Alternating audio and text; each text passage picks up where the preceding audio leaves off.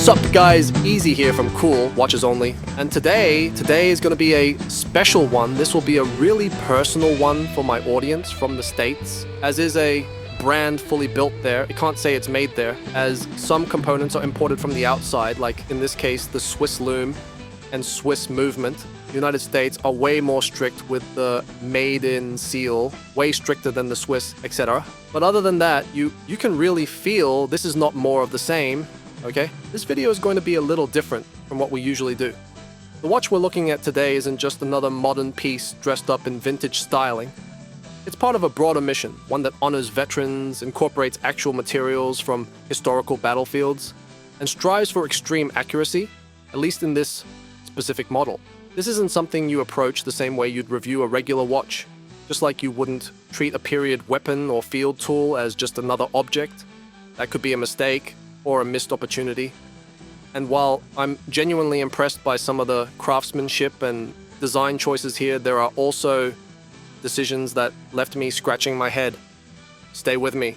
This one's worth a closer look. Without further ado, this is how it's gonna be.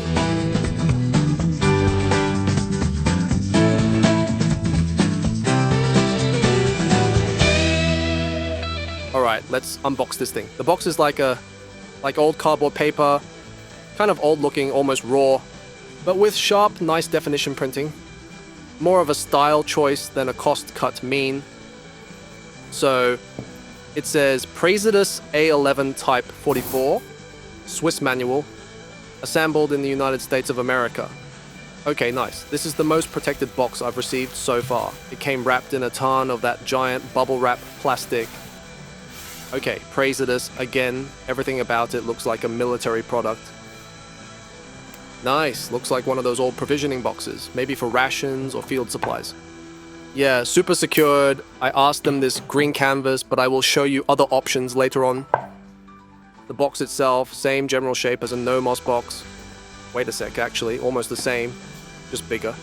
So let's check what more is inside. There's a manual, an instruction manual. And for once, not a single Chinese word in it. Most of my reviews, I'm not even sure if the manual is saying something like, kill the reviewer after showing this manual.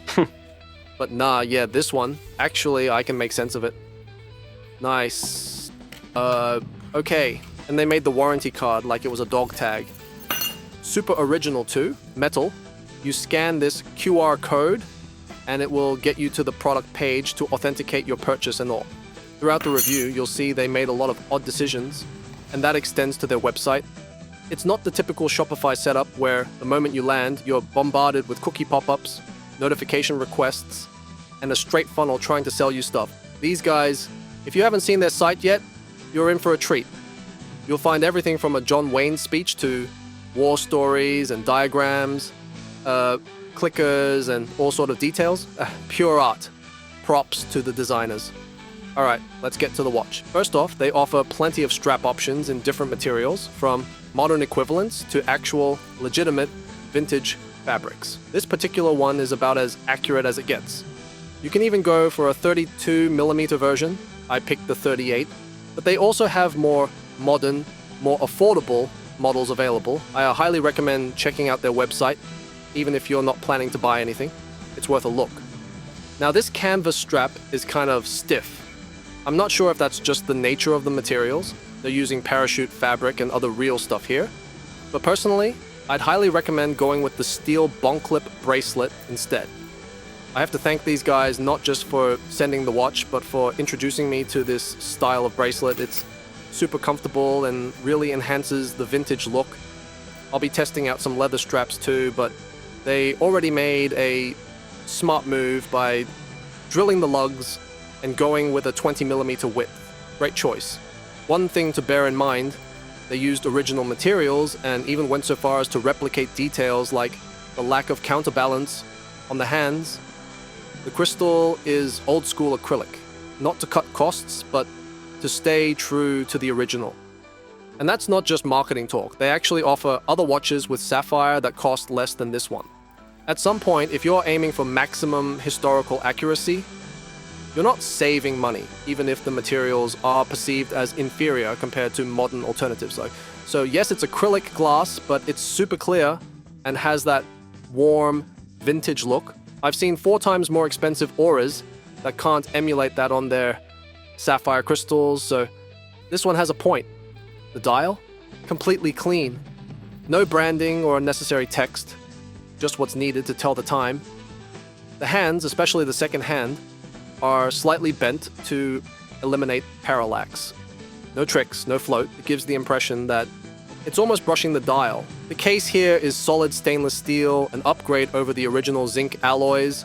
It also has 10 atmospheres of water resistance. It's like the best of both worlds, upgraded where it really matters.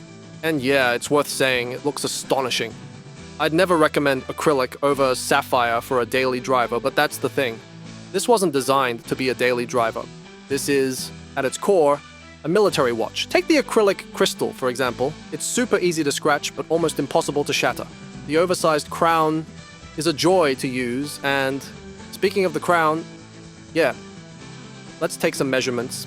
Okay, the case width is 38 millimeters flat. Remember, you get another even smaller at 32. There's something at this finishing. Chrome is like mirror. It's nothing to do with like a Casio alloy case, for example. It's way better finished.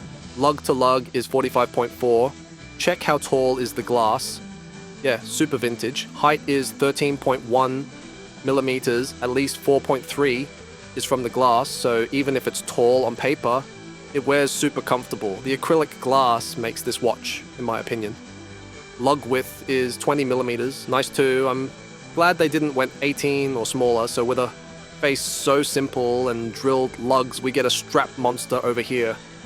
The case thickness, so just the case alone, if I manage to bite it, right here, is only 8.9 millimeters.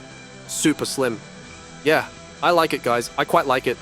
So what is this watch? Is it just full of compromises? Well, it depends. If you're looking for something that's truly like the original A11, you won't find anything closer than this. You're basically getting the real deal, just with a modern Swiss high beat movement, a new warranty, and US-based management, so no worries about tariffs or any of that hassle.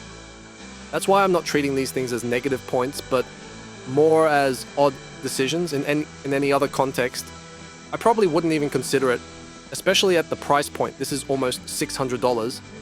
But here, I don't even think they're compromises. Besides that, check this out. They are using here some mix of Swiss Super Luminova, that it's one of the strongest I've seen. Impressive, I imagine the one without patina could be even brighter. That's another plus of getting a new product instead of some old second-hand watch. You won't have trouble seeing the time in any lighting condition. Plus, the solid build and water ingress protection will give you ease of mind. And speaking of water resistance, here's something remarkable. This is a manual Wend watch, so there's no screw-down crown, yet it's certified for 10 bar water resistance. That's 100 meters. That's no small feat. This thing is a strap monster, and honestly, this should be your default pick. Then you can grab the leather one from the website, or just throw on one of your own, or a cheap AliExpress option, whatever you like. But yeah, this thing is rad.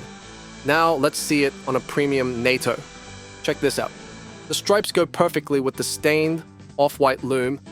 This could turn grandpa into cool grandpa in no time. Yeah, love it. I think they should include some of these too, and maybe if not this sporty one, then some black for sure. This looks rad on black. Check it out on this tactical woven canvas. Too cool, guys. These khaki strap completely transform the look. It gives the watch more modern warfare look. The vibe shifts from vintage military to something more modern. Alright, now let's check it out on this distressed leather. I dare you, no, I double dare you, to suggest a strap that doesn't look good on this thing. It just works. I love it. Back to olive green. This is just a cheap NATO strap from AliEx, but super comfortable. It looks smart, nice, not too much to add. Alright, back to vintage land with this black leather strap right here. At first, I was actually thinking about trading this watch with a colleague, but now that I've seen it like this, you know, it's not going anywhere. I'm definitely keeping this one. It looks absolutely astonishing. Alright, closing out the straps. Let's go to the negatives or compromises. It's not cheap, okay?